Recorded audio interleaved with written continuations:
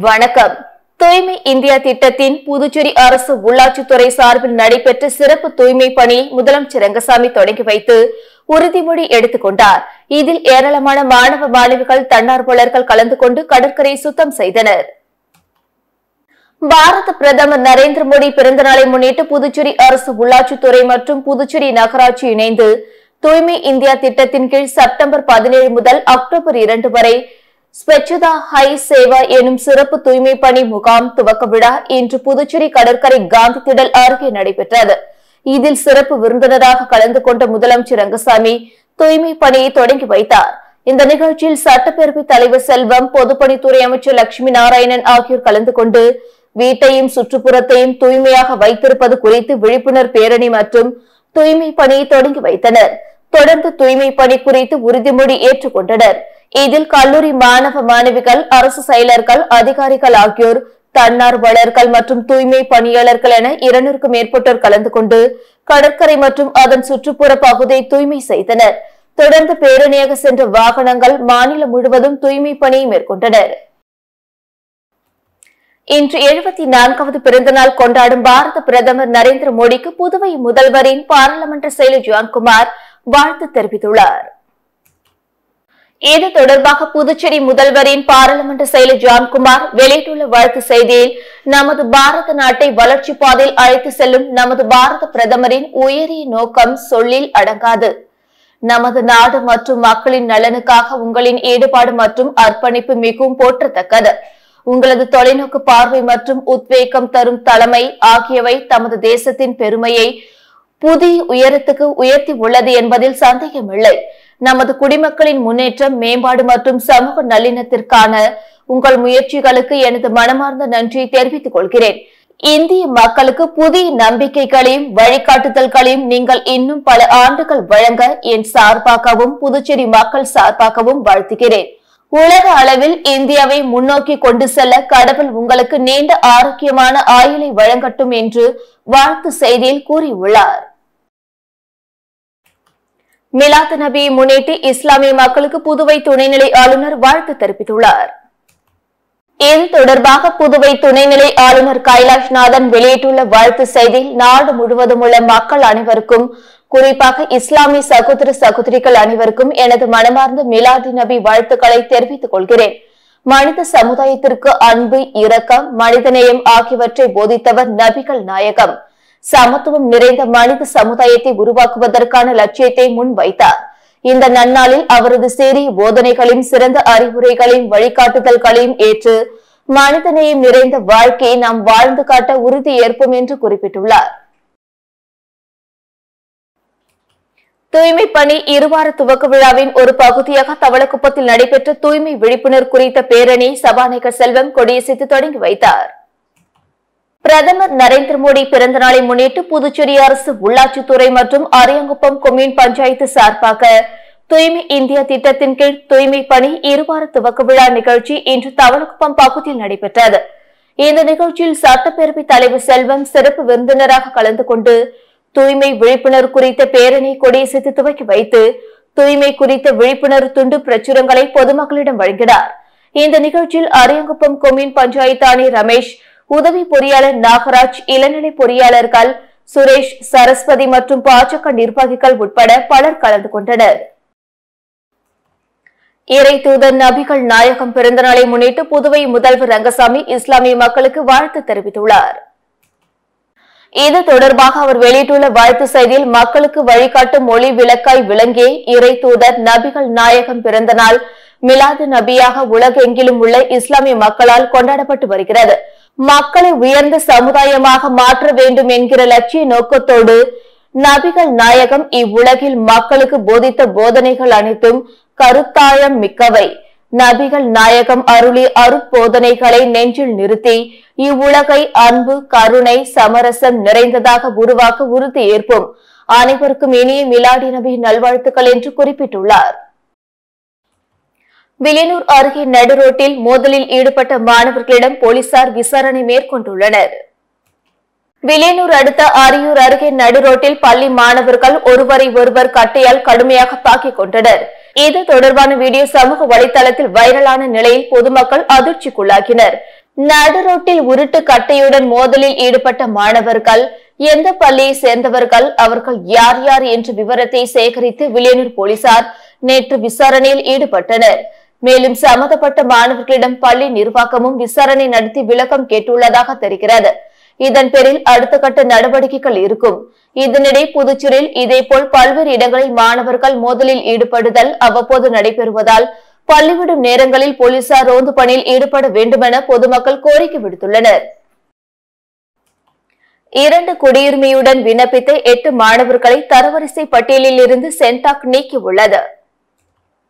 CENTAC MBBS கலந்தாய்வில் பிற மாநில மாணவர்கள் இரட்டை குடியுரிமையுடன் புதுச்சேரி மாணவர்களின் மருத்துவ இடங்களை அபகரிக்க ஒவ்வொரு ஆண்டும் முயற்சித்து வருகின்றனர்.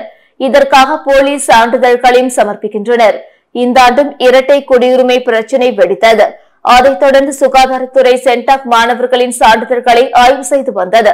இதில் 8 மாணவர்கள் போலீஸ் சான்றிதழ்களுடன், அதாவது இரட்டை குடியுரிமையுடன் புதுச்சேரியிலும் விண்ணப்பித்துள்ளது அம்பலமானது.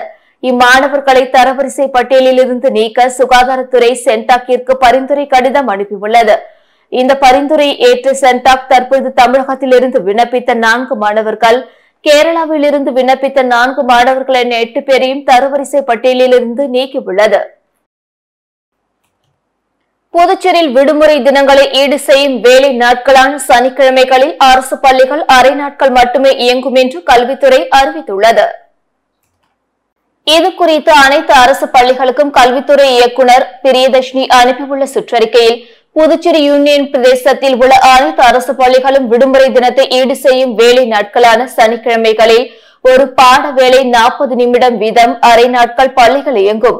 அதன்படி சனிக்கிழமைகளில் காலை 9:15 மணி முதல் 9:30 மணி வரை காலை வழிபாடும், 9:30 மணி முதல் 10:10 மணி வரை முதல் பாட வேலையும், 10:10 மணி முதல் 10:50 மணி வரை இரண்டாவது பாட வேலையும், 10:50 மணி முதல் 11:30 மணி வரை மூன்றாவது பாட வேலையும், 11:30 மணி முதல் 11:40 மணி வரை 10 நிமிடம் இடைவெளியும், 11:40 மணி முதல் 12:20 மணி வரை நான்காவது பாட வேலையும், 12:20 மணி முதல் 1 மணி வரை ஐந்தாவது பாட வேலையும் கடைபிடிக்க வேண்டும் என்று அதில் கூறப்பட்டுள்ளது. போராட்டத்தால் நிறுத்தப்பட்ட தமிழ் பட்டதாரி ஆசிரியர்களுக்கான இடம் மாறுதல் கவுன்சிலிங் நாளை நடக்கும் என பள்ளி கல்வித்துறை அறிவித்துள்ளது. புதுச்சேரி காரைக்காலில் பணிபுரியும் தமிழ் பட்டதாரி ஆசிரியர்களுக்கான இடமாறுதல் கவுன்சிலிங் கடந்த மாதம் 29, 30 ஆகிய தேதிகளில் நடக்கும் என பள்ளி கல்வித்துறை அறிவித்தது. இதற்காக 245 தமிழ் பட்டதாரி ஆசிரியர்களுக்கு நேர்காணல் அழைப்பு அனுப்பப்பட்டது. அதன்படி 29ஆம் தேதி கிராமப்புற ஆசிரியர்கள் இடமாற்றம் செய்யப்பட்டனர். 30ஆம் தேதி நகர்ப்புற தமிழ் பட்டதாரி ஆசிரியர்கள் இடமாறுதல் கலந்தாய்வு நடந்தபோது குறைபாடுகளை கண்டித்து தர்ணா போராட்டத்தில் ஈடுபட்டனர். குளறுபடிகளை சரி செய்த பிறகு இடமாறுதல் கவுன்சிலிங்கை நடத்த வேண்டுமென வலியுறுத்தினர்.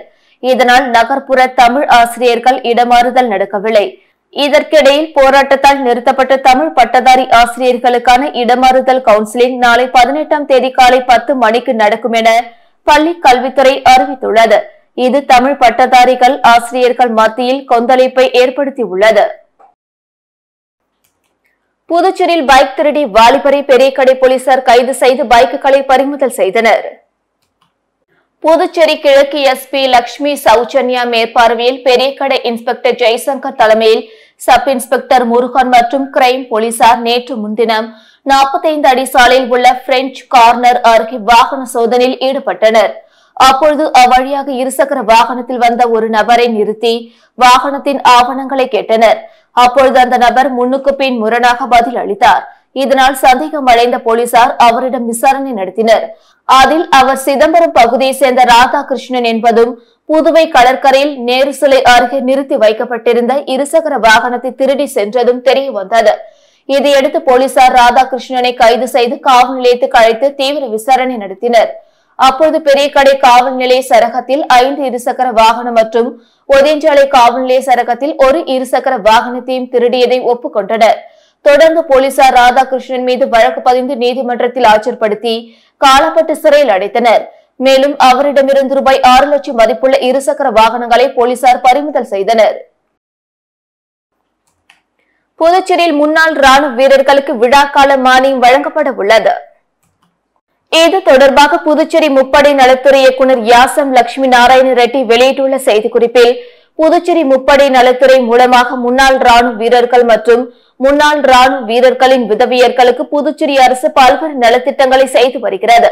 அந்த நலத்திட்டத்தின் ஒரு பகுதியாக 60 வயது நிறைவுற்ற முன்னாள் ராணுவ வீரர்கள் மற்றும் முன்னாள் ராணுவ வீரர்களின் விதவியர்களுக்கு 2023 முதல் 2024 ஆண்டிற்கான விழாக்கால மானிய தொகை ரூபாய் 5000 வழங்க ஒப்புதல் பெறப்பட்டு பயனாளிகளின் வங்கிக் கணக்கில் வரவு வைக்கப்பட உள்ளது. மேலும் இது சம்பந்தமாக பயனாளிகள் இத்துறை வழங்கிய அசல் அடையாள அட்டை மற்றும் வங்கிக் கணக்கு விபரத்துடன் இவ்வலுவலகத்திற்கு வருகிற 23ஆம் தேதி முதல் அடுத்த மாதம் 18ஆம் தேதிக்குள் நேரில் வந்து கையொப்பமிட்டு அடையாள அட்டை மற்றும் வங்கிக் கணக்கு புத்தகத்தின் முதல் பக்கத்தின் பிரதியையும் மேல் குறிப்பிட்ட தேதிக்குள் சமர்ப்பிக்க வேண்டும். காரைக்கால், மாகி மற்றும் ஏனாம் மண்டலங்களின் பயனாளிகள் மண்டல நிர்வாக அலுவலகத்திற்கு சென்று மேற்கூறிய விவரங்களை சமர்ப்பிக்க வேண்டும் என்று கூறியுள்ளார். புதுச்சேரியில் வீட்டில் இருந்தபடி அதிக பணம் சம்பாதிக்கலாம் என கூறியதை நம்பி 3 நபர்கள் லட்சக்கணக்கில் பணத்தை இழந்துள்ள சம்பவம் குறித்து சைபர் கிரைம் போலீசார் விசாரணை நடத்தி வருகின்றனர். புதுவையை சேர்ந்த பெண்ணிடம் மர்ம நபர் தொடர்பு கொண்டு வீட்டில் இருந்தபடி அதிக பணம் சம்பாதிக்கலாம் என கூறியுள்ளார். இதை நம்பி அப்பெண் மர்ம நபருக்கு ரூபாய் 1 லட்சத்தை அனுப்பி அவருக்கு கொடுக்கப்பட்ட பணிகளை முடித்துள்ளார். அதில் அவர் சம்பாதித்த பணத்தை அவரால் எடுக்க முடியவில்லை. அதன் பிறகு அவர் மோசடி கும்பலிடம் ஏமாந்தது தெரிய வந்தது. இதேபோல் நெட்டப்பாக்கம் பகுதியை சேர்ந்த திவ்யா என்பவரிடம் வீட்டில் இருந்தபடி அதிக பணம் சம்பாதிக்கலாம் என மர்ம நபர் கூறியதை நம்பி ரூபாய் 94,000 அனுப்பி மோசடி கும்பலிடம் ஏமாந்துள்ளார். மேலும் புதுவையை சேர்ந்த ராஜலட்சுமி என்பவர் ஆன்லைனில் லேப்டாப் ஆர்டர் செய்து ரூபாய் 14,000 கட்டியுள்ளார். பின்னர் வெகு நாள் ஆகியும் ஆர்டர் செய்த பொருள் வரவில்லை. அதன் பிறகு அவர் மோசடி கும்பலிடம் ஏமாந்தது தெரிய வந்தது. இதையடுத்து பாதிக்கப்பட்டவர்கள் தனித்தனியாக புதுச்சேரி சைபர் கிரைம் காவல் நிலையத்தில் புகார் அளித்துள்ளனர். அதன் பேரில் போலீசார் வழக்கு பதிந்து விசாரணை நடத்தி வருகின்றனர். இத்துடன் செய்திகள் நிறைவடைந்தன. வணக்கம்.